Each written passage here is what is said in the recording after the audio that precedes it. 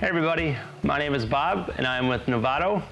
And I'm here today to talk to you about one of our popular undermount copper sinks for the bathroom.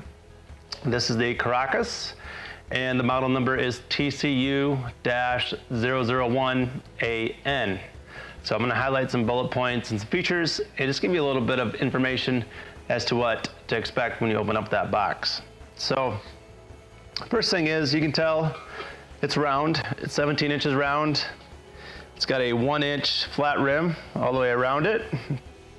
And what that does is most people do undermount these, of course, so your countertop would come right up to the rim here. But with it being flat, you do have the option to drop it in, and that would simply, so you do have two options there for installation.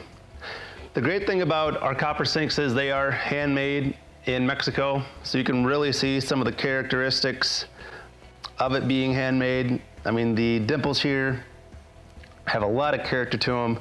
It's not like a machine pressed copper sink.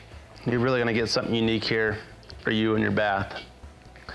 So this is our antique finish as well. It's a dark brown, and this is gonna be very consistent as to what you're gonna get when you open up that box as well. So there's gonna be no surprises in color or anything like that. When it comes to installation, you'll want to use the strainer drain, because that's going to be the drain that's going to work best for the drain opening here. And you can kind of see that kind of fits in like so. And that's just the 19-hole grid strainer, as what we call it. That's going to be a great fit for you.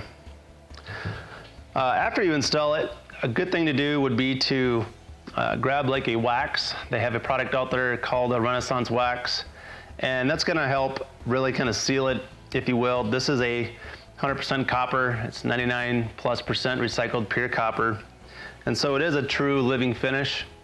And when you wax it, it's really going to help kind of protect it.